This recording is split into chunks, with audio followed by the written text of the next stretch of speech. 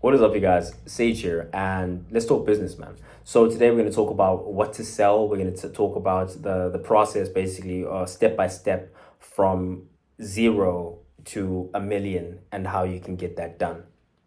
Now, this is the step by step procedure that I'm going to follow myself, and it's just a solid base of knowledge to have. Now, before we get into that, I would just really briefly like to talk to you guys just about understanding the direction of the channel, and the reason for the deviation in topic sometimes is you can give a person the tools, but if you don't give them the knowledge behind it, it's as good as you haven't given them the tools. So first, I need my people to understand that mentally you're not free if you haven't considered certain things, if you haven't asked certain questions. I'm not going to tell you what to believe and what to think, but I'm going to say, listen, if you're thinking this way and you've never questioned it, then you're going to struggle. Even if I give you these tools, you're going to struggle because you're not a critical thinker, and you need to break those false beliefs where you don't ask questions and you follow blindly. You need to break those beliefs in order to make it in the industry that we're going to be getting into. I might even cut this part out, but anyway. Okay, so what to sell? What you sell is having to be unique, expensive, sticky air. Let's break this down. Unique as in preferably, ideally, it'll be something that only you can provide. Second, expensive, you make more per unit when you're selling this, because our goal, like we said, is to become millionaires, multi-millionaires. And I actually put something out and I said, my goal is to become a multi-millionaire, not because there's any change to my day-to-day that I'm looking for or that pulls me, but more so because I want to meet the man that I'd have to become in order to achieve this.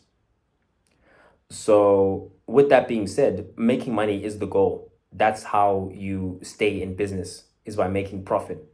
Profit is the necessary air in the lungs of the business. And this is why you mustn't get into the trap of, say you come into an industry and you say, I'm gonna price my whatever, my product, my service competitively.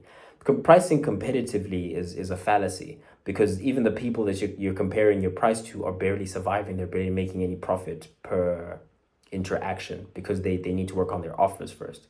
But before we get into that, so it has to be unique. Expensive because you want to make a healthy profit. Sticky means it has to be a recurring purchase. It has to be something that people buy more than once. Like a sort of monthly subscription, a yearly subscription, or like whatever, depending. But if you notice, say a PlayStation example for my gamers out there, but I think anyone and everyone can understand this. A PlayStation you have to buy once. You only have to buy once. However, there are micro purchases that are made all throughout. So you buy the hardware, and then you have to buy games, and you're going to continue to buy games. There's a thing called PlayStation Plus, which is a subscription which you pay every month. So these are the sticky things that we're talking about. These are the things that we're looking for. And the ultimate scalability of a business, or the ultimate industry that you would want to get into ideally, is somewhere where either people are going to continue to buy or people are going to continue to sell for you.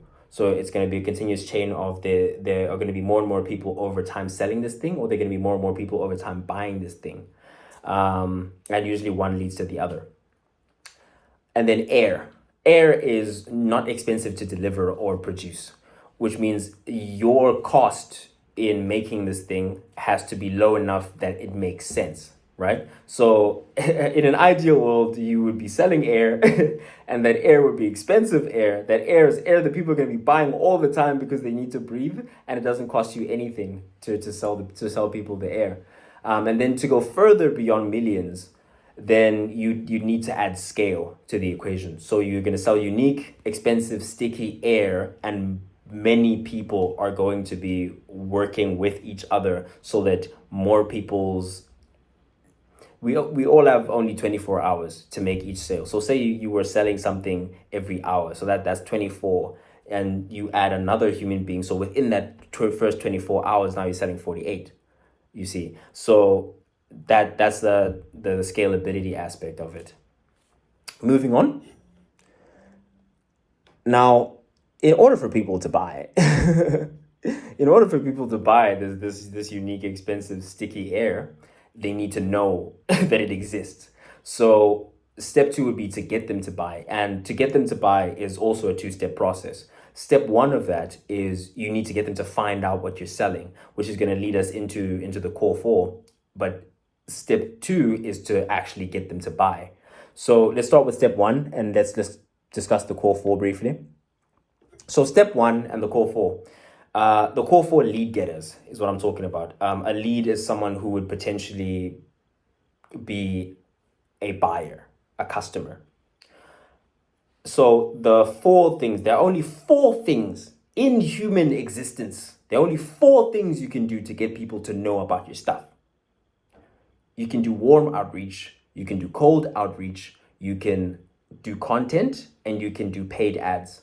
Literally only those four things. Everything else comes from these four. In terms of, you can say, no, but what about referrals? What about referrals? This comes from warm to cold.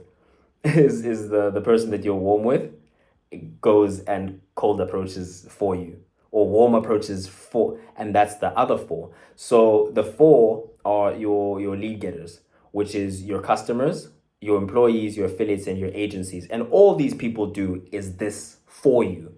So all you can do is this, and do as much of this as possible. And initially, as smaller businesses, it's actually easier to do warm outreach, cold outreach, and content more so, because it doesn't cost you anything to do warm outreach, because you already know the person, you already have this potential customer.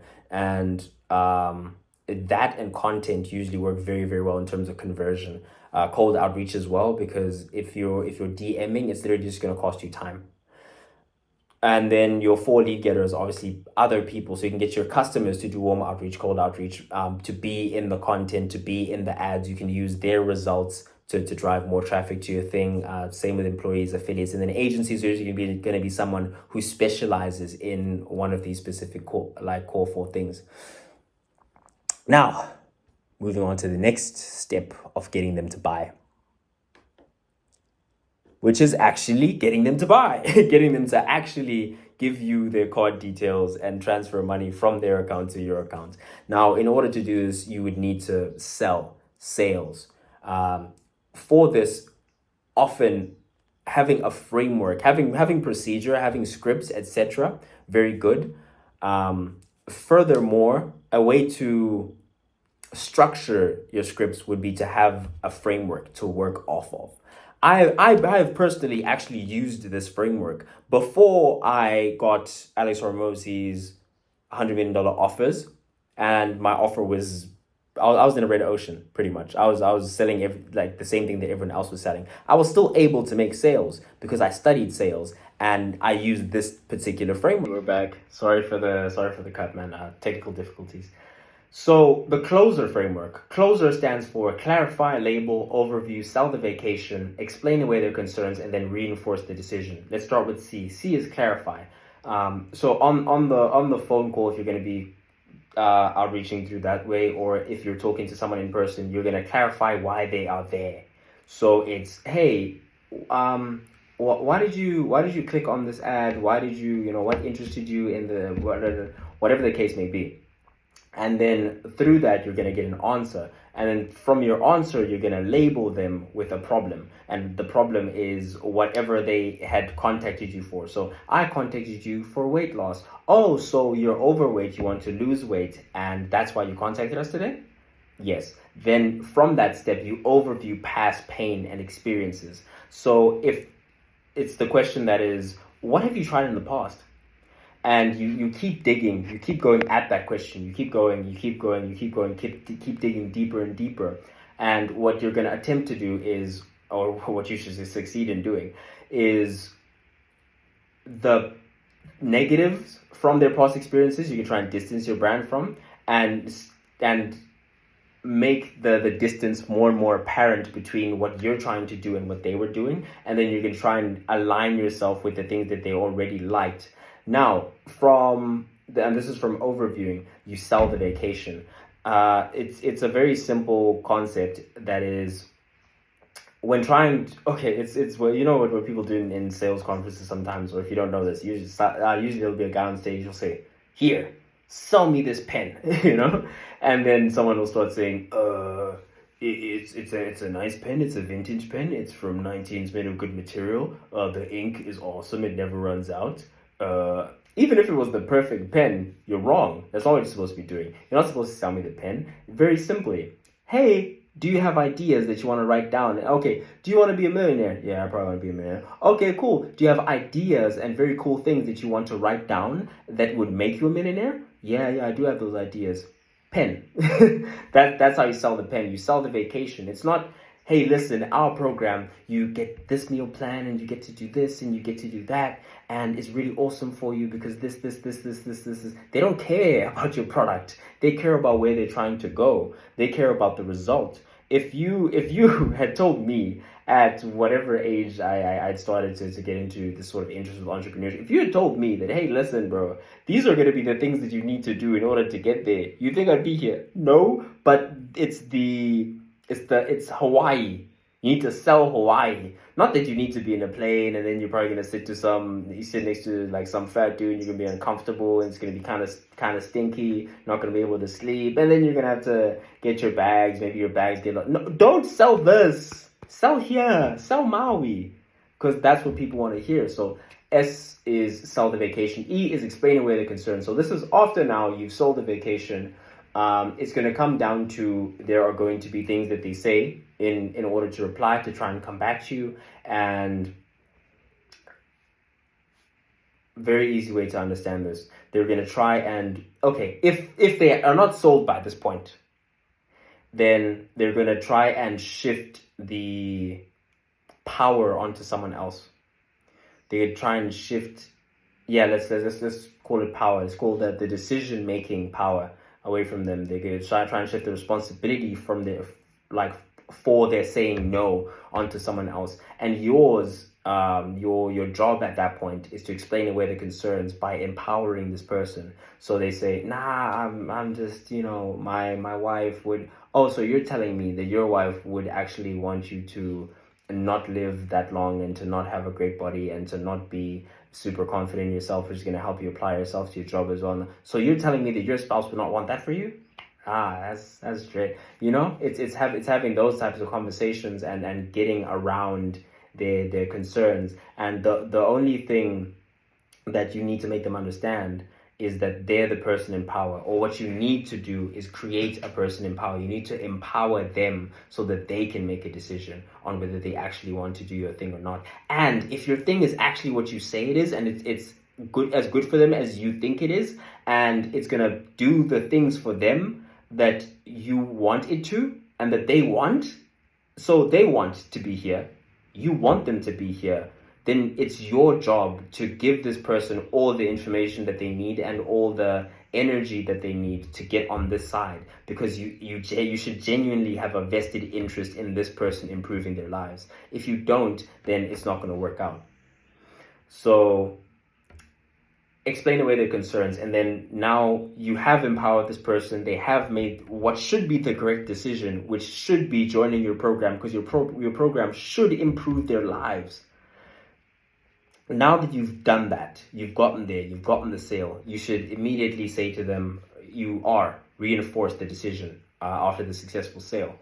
So R is, you've done this.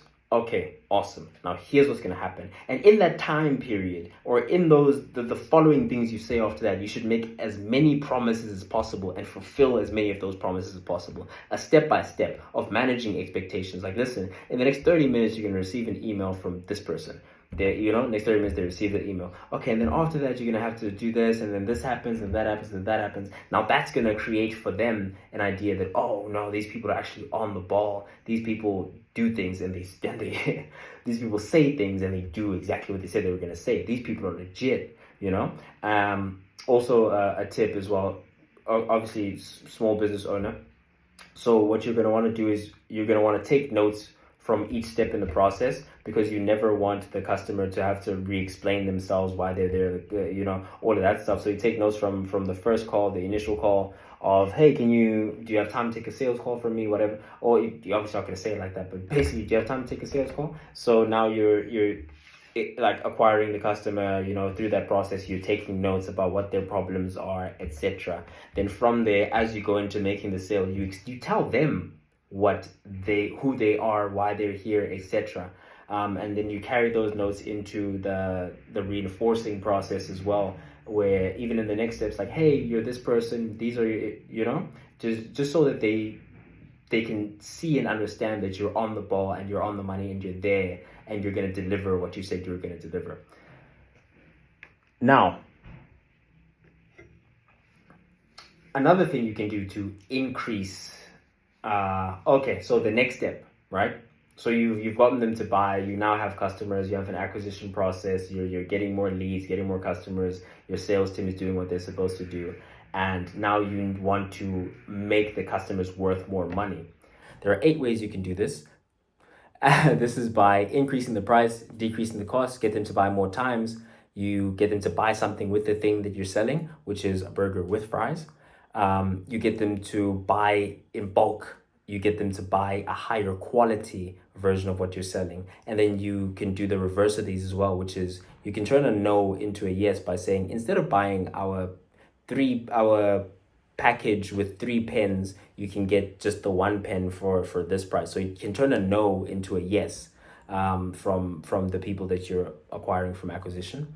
And then you can decrease the quality of whatever you're selling. So instead of selling, say, on the one hand, you're selling tables, you can have mahogany wood tables in terms of increasing the quality, and you can sell those for more expensive. And then to turn a no to a yes, step 2 is you can have plastic tables instead of wood tables. And that's how you can make your customers worth more. Now, I think that part of the equation is quite, not self-explanatory, but it's quite easy and simple to understand. So now you're going to need people to help you. The most valuable skill that you can have as a business owner is getting other people to do the work for you. So in order to execute on that and make sure that you're nailing it every time, you need this management diamond, and you need to understand it. So number 1, you need people to know that you want them to do it. You need them to know how to do it. You need them to know by when to do it, and you need to give them a reason why to do it, or they have to have a why to do it. And then in the middle, you have the blockers. So you need them to know that. You need to be clear and concise in your communication. You need them to know that you want them to do this thing. Okay, so if they know that you want them to do it, do they know how to do it? These are questions you have to ask yourself. Okay, and you ask them, so do you know how to do it? If they don't, then they're going to need training. When? It's like, I knew you wanted me to do the thing, but by when did you want me to do this thing? If you haven't said that, then it may not get done, or it may not get done in a timely fashion. So you need to set deadlines. Why is the motivation? And usually you need to help them understand the importance of the role that they're playing and the importance of what they're doing, and how in the grand scheme of things, in the grand scheme of the company, how this is going to be a net positive to everyone involved, right? Because I get more business, or the business makes more money. If the business makes more money, then you may get paid more because you're fulfilling your part and your role. And because your role is so excellent, it's actually attracting more customers. So it's a win-win for everyone if you do this thing. So you may need to explain to them why they're doing what they're doing. And then there's the blockers, which is the secret number 5, because the diamond, obviously 4 points. Then in the middle, you need to remove whatever blockers there are, because you could have the greatest chef in the world, and he could know that you want him to make an omelet. He could know how to make an omelet. He can know by when you want him to make an omelet, and he could be the most motivated person in the world. But if he doesn't have eggs, then he can't make you an omelet, right? So those are the 5 things you need to keep in mind when trying to direct people. Okay, so Alex Hormozi has this theory. Next point. Alex Hormozi has a theory that there are 3 pillars of business.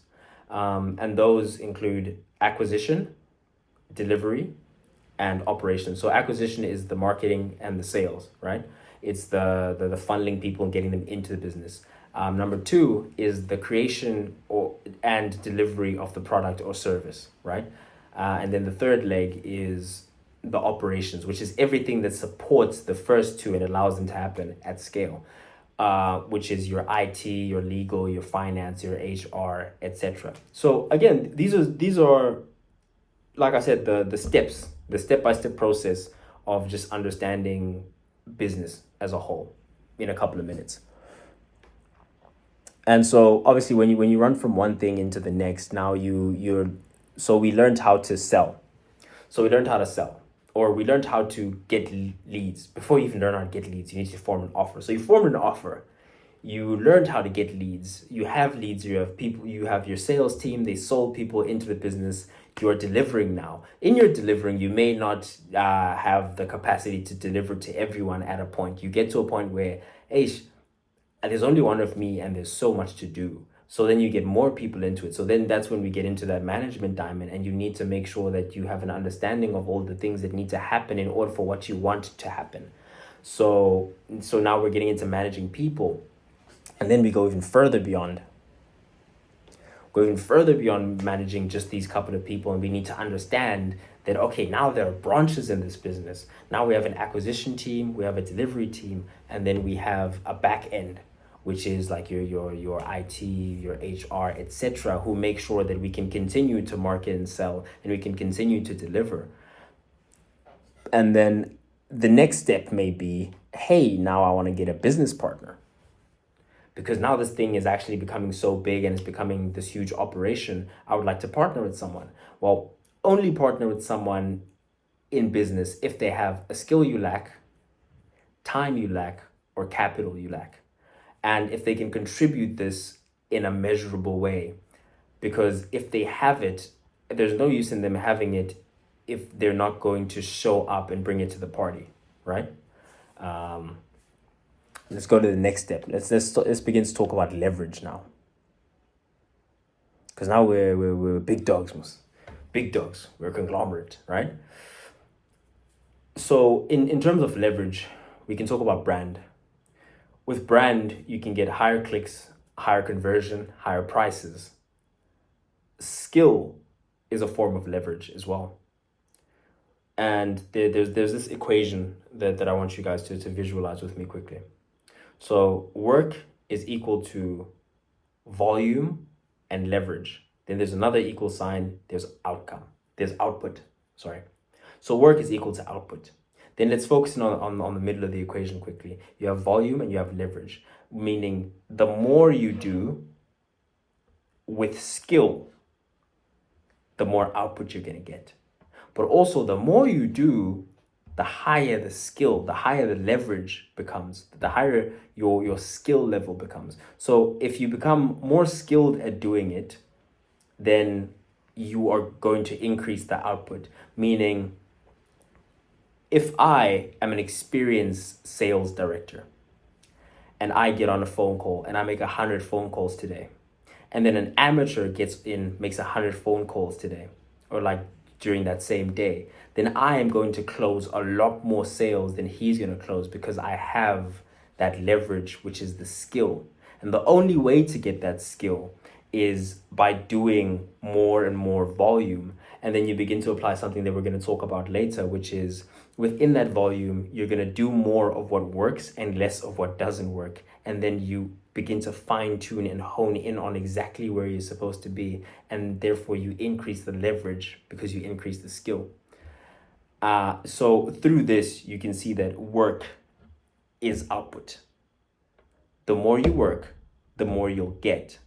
Not just because you're doing it volume a lot of times, or because leverage, you're good at doing it, but because through a combination of these things, both of them are actually compounding over time. As long as you keep doing the volume and you keep getting better, then both sides will continue to increase. Next point, sirs and madams. Hope you guys are enjoying today's video. I know it's a bit different, but this is actually a very, very pivotal part. It's a big part of my life.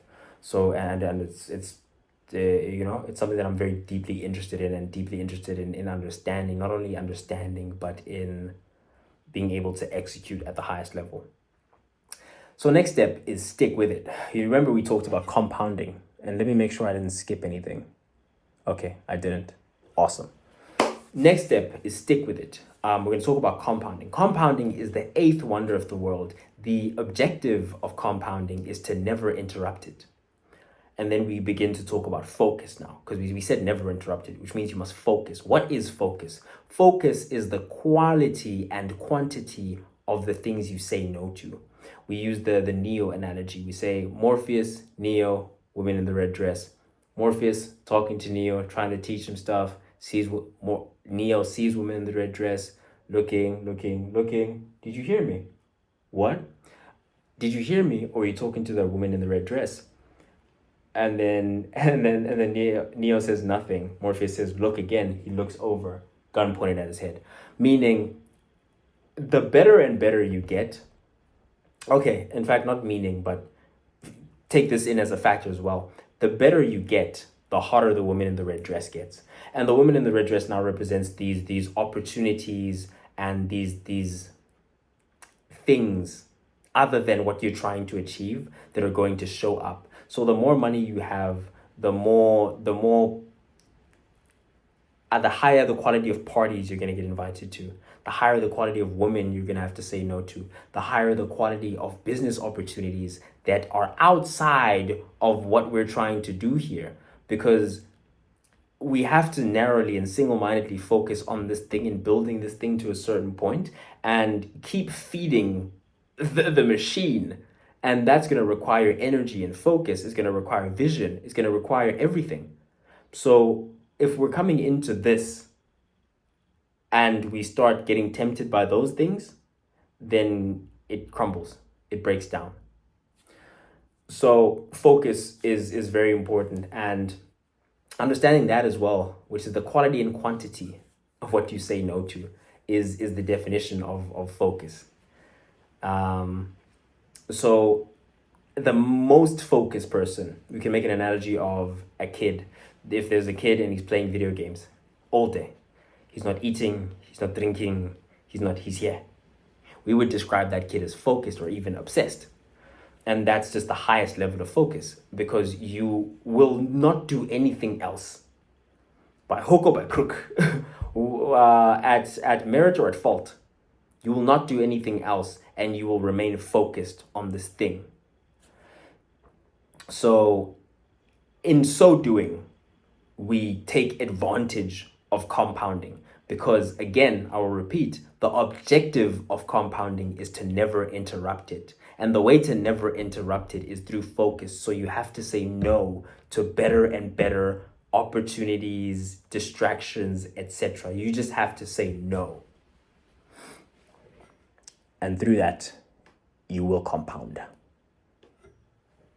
And then we're hitting the last point, actually, which is the last step of this level we're at, is get better. We're going to talk about volume again. And this is the common factor analysis. We touched on this briefly as we were making the previous point. You learn from the top 10% and the bottom 10%. You do more of what occurred at the top 10, you do less of what occurred at the bottom 10, and in that way you begin to fine-tune what you're doing. Now, let's transition onto goals. And let's have this understanding of goals, that you have a relationship with your goals. And whether you love your goals or not is determined by this. Here's what we can define love as. Love is what you're willing to give up to keep something. So I think it's Alex who has this thing he likes to say, which is the people who are in the game never, like, okay, winners, there's not even Alex. Winners never think they're doing enough, and losers don't even know they're playing. You have a relationship with your goals. And how much you love your goals is predicated upon what you're willing to give up in order to keep your goals. So what you're pouring your energy into today is the manifestation of your love for your goals or lack thereof. And where your focus goes, your energy flows. So if you're not focusing, remember we talked about focusing, we defined that. If you're not focusing on your goals, then that may be what you're giving up. Because we talked about love. We said love is what you're willing to give up to keep something. So you're trying to keep the party lifestyle. You're trying to keep that going because that's you're focused, most. Because at every opportunity you get to work, you say, no, but let's see what the boys are saying. So you're focused. You're just not focused in what is in alignment with your goals. So yeah, I think we should cap on that one. Or let me hit one more point and then drive it home, take it home, land this plane. I want to be a millionaire, a multi-millionaire, not because there is any change to my day-to-day life that pulls me, but the reason I want it is because I'd like to meet the man who I'd have to become who's able to achieve that. And as we talk about these goals, this sacrifice, lack thereof, we need to begin to understand that we are forming the person that we are becoming.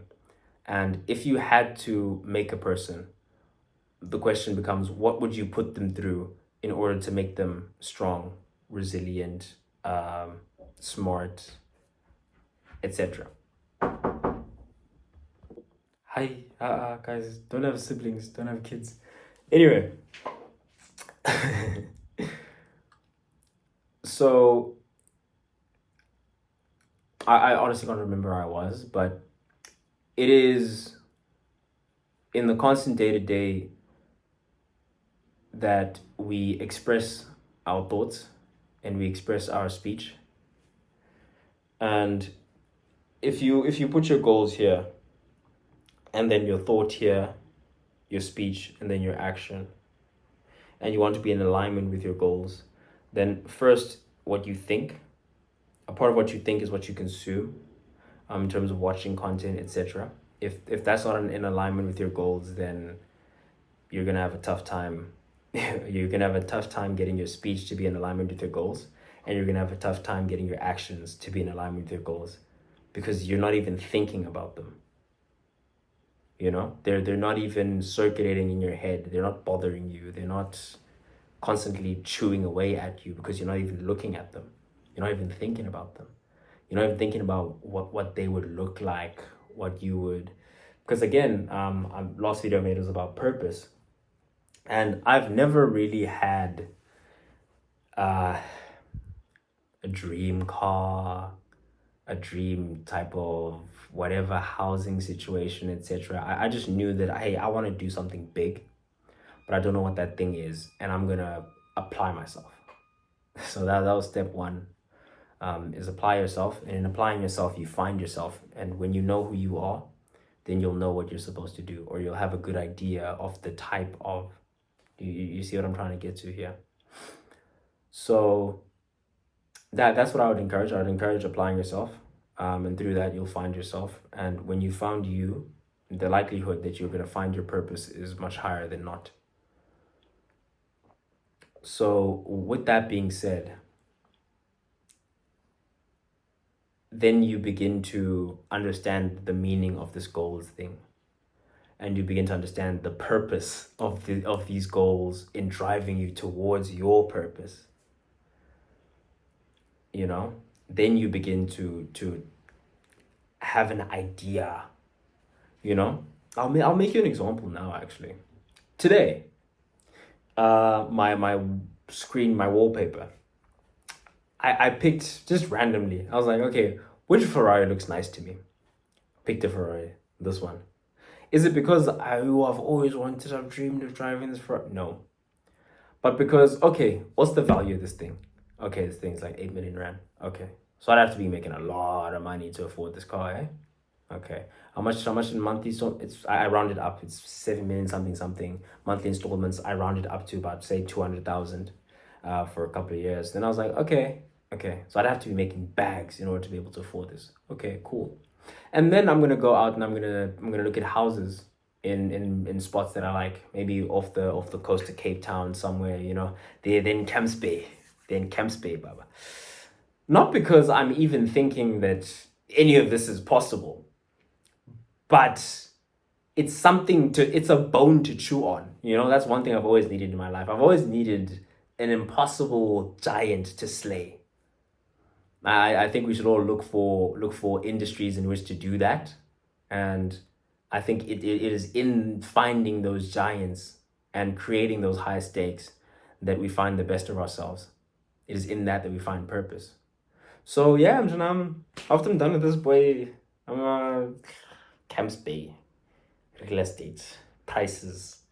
Just so you can begin to form figures in your mind, to form numbers, to actualize this thing and make it real. To pull it from this, I want to make it, to kind of bring it down and make it actionable. Okay, this is the number. Okay, what metrics can I drive? What can I do today to get me to the, what I'm saying? Because like I said, it's not about having the thing. It's about who I'd have to be, what my daily routine would have to look like. That the kind of grind and sacrifice and just to see if I even have it in me. Anyway, I'm getting lost. We're here to talk about business. We talked about business. We talked a little bit of mindset at the end. I hope you guys enjoyed. Thank you for watching. Please do like, share, subscribe, comment if you found this interesting, if you found it enjoyable. Please do those things for me. I thank you. Love you guys. Appreciate you guys. I've been Sage. Signing out.